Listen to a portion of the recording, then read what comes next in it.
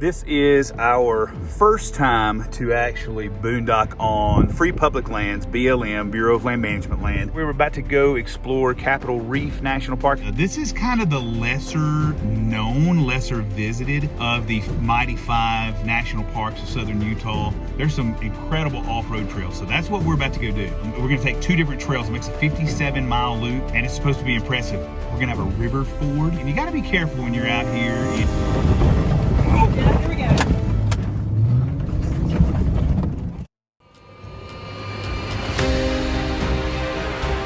We are the Rhodes Rules Family, and these are our travel adventures.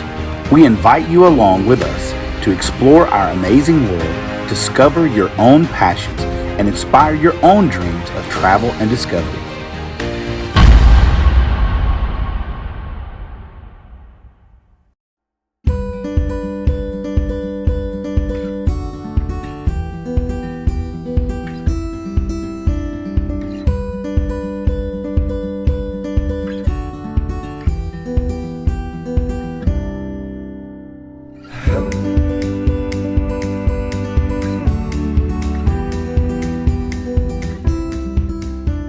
This is our first time to actually boondock on free public lands, BLM, Bureau of Land Management land. We are in, I think you pronounce it, Bees Lewis Flats. We're right outside of Torrey, Utah. We got in pretty late last night. I didn't get any video or pictures because it was completely dark. Before I brought my 32.5-foot Class C RV down a dark dirt road, we unhooked from the Jeep and kind of explored around a little bit, found a phenomenal, what looked like an amazing spot. Hard to tell in the dark, but it was relatively flat. Just kind of imagined what it would look like out in the distance, which you can see behind me. There's a couple of canyons. There's a canyon over there. Looked very safe for the Class C to make it down, no problem. Of course, we drove down here, got leveled up. The only thing, my front tires are off the ground, which I've read a lot of mixed reviews of whether or not that's a good thing, bad thing, whatever. It doesn't really bother me to have my wheels off the ground. I'm not on a real terrible incline. This is an amazing place, guys. We're right outside of Capitol Reef National Park, so we're gonna stay here for 2 nights. According to the weather service, it may get as low as 8 degrees tonight in this area. Now, I don't know if it'll get that cold where we are. I mean, there are lots of peaks and valleys around here. We're at about 6,700 feet, I believe, but the peaks over there about 11 to 12,000, peaks over here around 10,000. They're getting snow right now. We can see the snow falling on them. We've had a little bit of sprinkle rain here, so I really don't think it's gonna get quite to 8. I think it may be more around 12 to 15 degrees here. Either way, that's freaking cold. We're on BLM land. There's nobody around. I'll be able to run my generator. So I've got a full powerhouse, full tank of gas. And we'll be able to run our heater. I've got a full tank of propane. So we're going to be comfortable. I mean, unless something goes wrong, we're going to be fine, y'all. That's the awesome thing about having a Class C RV or any recreational vehicle that has the resources on it to be totally self-contained. We're enjoying it. We've got a phenomenal view. The wind, it is insane. I mean, this has been like 55 mile per hour gusts. When you've got a high profile vehicle like a Class C, it rocked us all night long. It was like being on a cruise ship. But anyway, we were about to go explore Capitol Reef National Park. We're about to get after it. Check it out.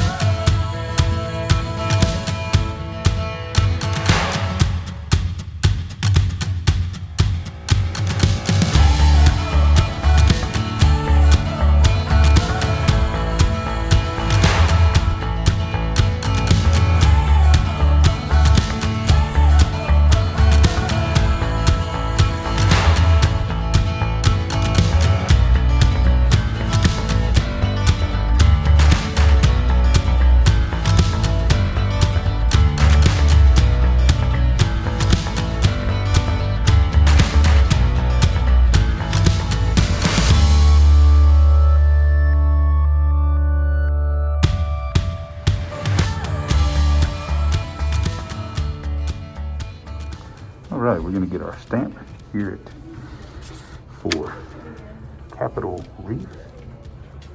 Okay, so here's the date stamp. Just like this. Date.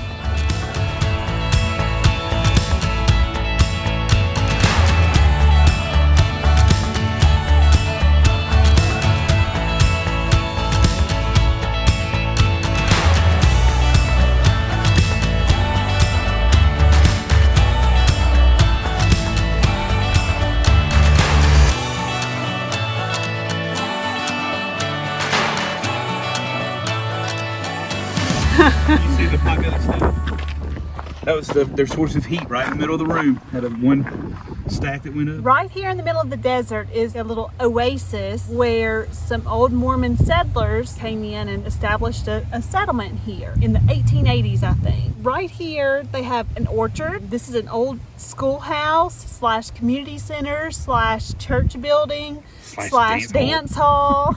And it's really neat. Like, this is from the 1880s. We also saw today the old Gifford house. It's one of the houses that is still left standing. And I read somewhere where the last inhabitant of this is called the Fruita area, Fruita settlement. The last inhabitant left here in like 1960. So it was a settlement for almost 100 years. Very cool. Right here in the middle of the desert. A couple other things about the little community here.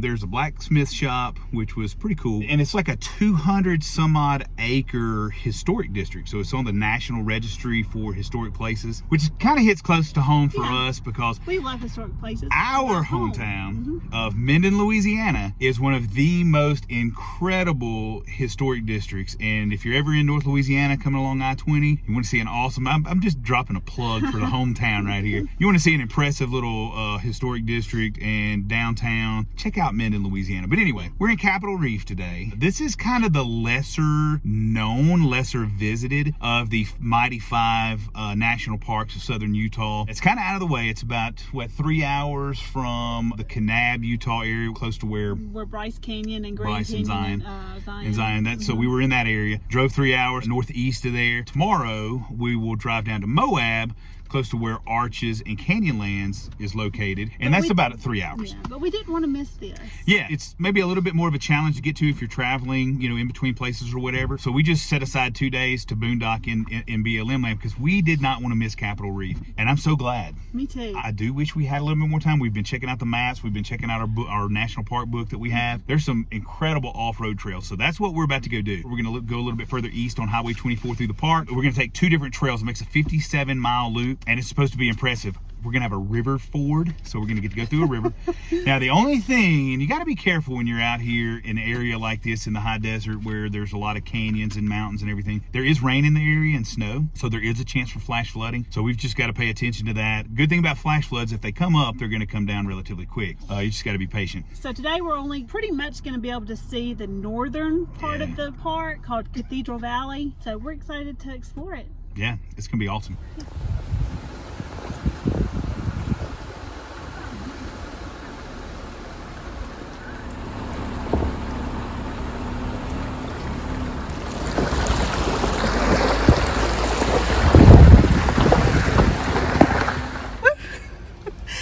Scary. I've gone through lots of water back home because I know the water and I know like our land and I know what the flooding does down there, and I've been in some pretty deep water with my Jeep. That was the first river that I've ever forded with my Jeep. A little bit nervous. It wasn't that bad. It was a very hard bottom, rocky bottom. It was all good. But that river was running pretty fast. It was moving pretty fast. You just have to slow down, think about what you're doing, be present in the moment, and go slow because you can always stop, put it in reverse, and go back the way you came. But man, that was easy. Yeah, that's the beginning of our 57-mile trail. Yep. It's gonna be fun.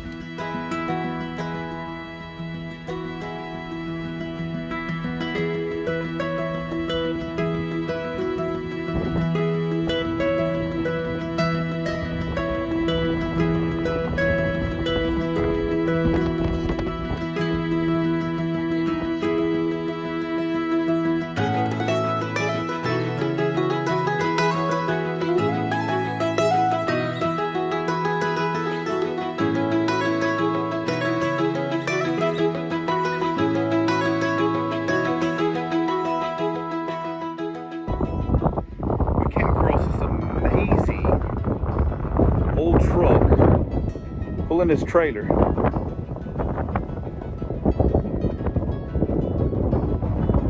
We'll have to do a little research. I'm sure there's something online about what this was.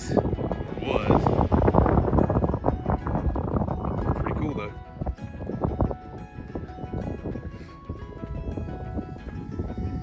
Assuming this is a watering trough for somebody's livestock out here. We're actually not in the national park at the moment. We are some public lands outside the national park, but we're headed back in.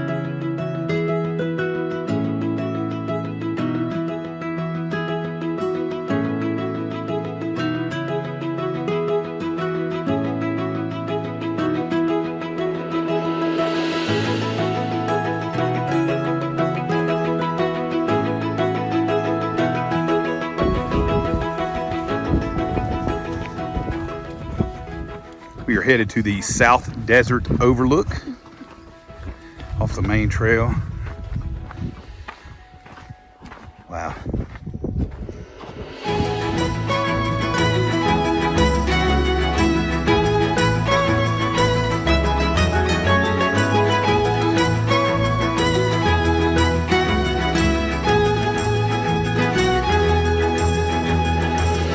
So,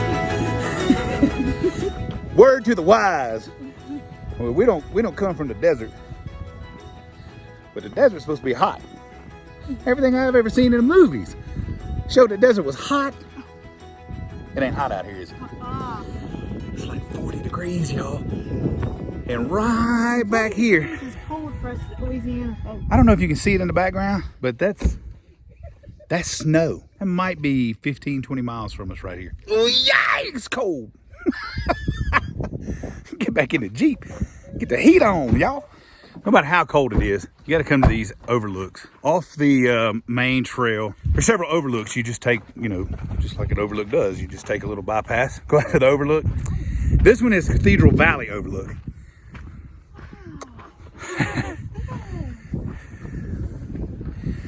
And what I'm gonna do, I'll show you what this looks like. I think we're going down there. See the road? Because this is, we'll go get a little bit better vantage point right up here. Oh. Yeah. So we can see the trail we're going to take, the next road, which is Cathedral Valley Road. Watch this.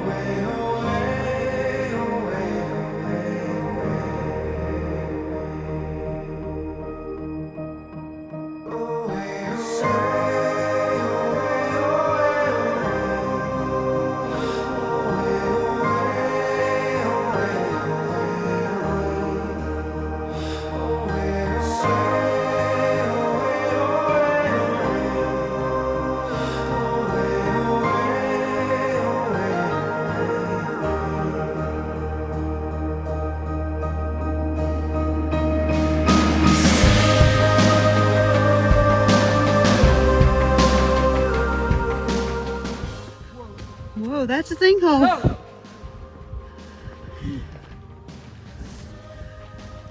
Whoa!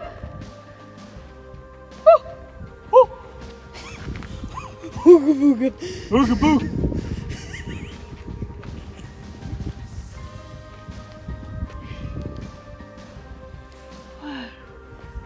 That's a big old hole in the ground. I don't know what the story is behind this.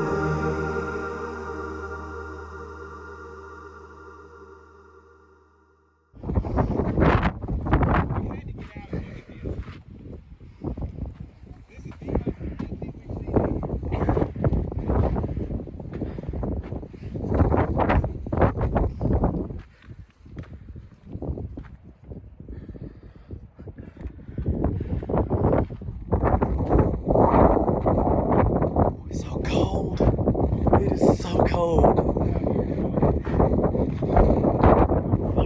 So, we're out here in the desert. This is called Glass Mountain. It's basically a massive, massive quartz rock formation.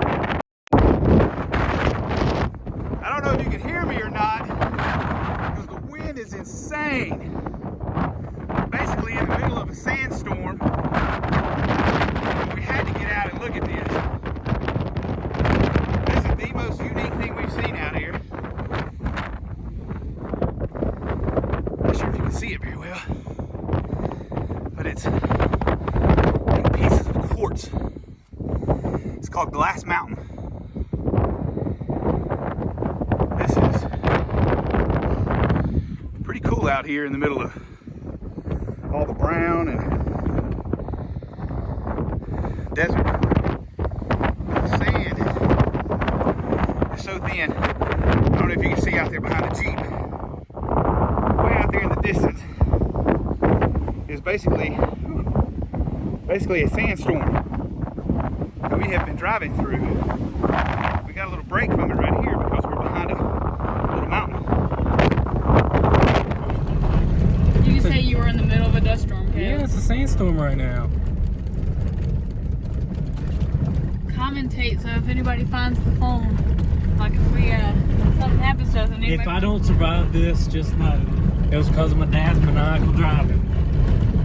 just know, give all my money, like $3 in total. Bury all my money with me, so I have it in the afterlife.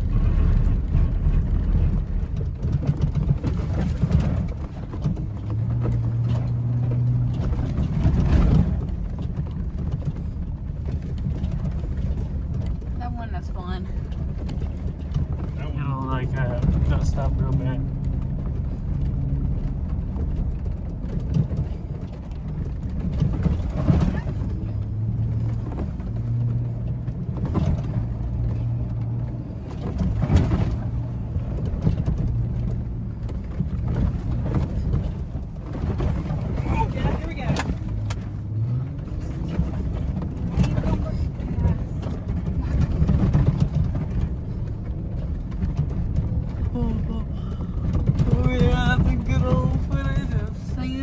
Storming it up right there.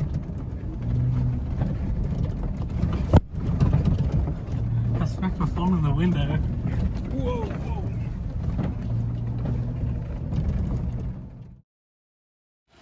This was an amazing trail today. I think we've been close to 60 miles off-road, maybe 70 miles. We hit a lot of deep sand on the last leg of the trail.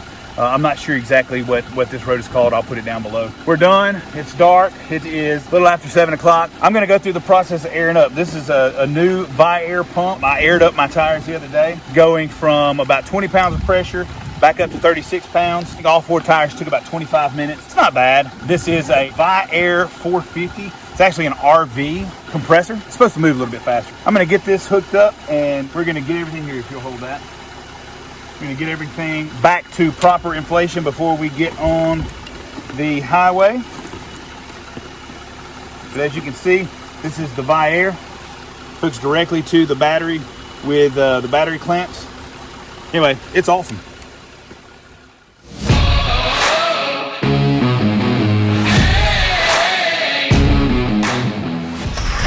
Oh my God. Please be sure to like this video and subscribe to our Rhodes Rules channel. And always remember, life is a journey. You hold your map.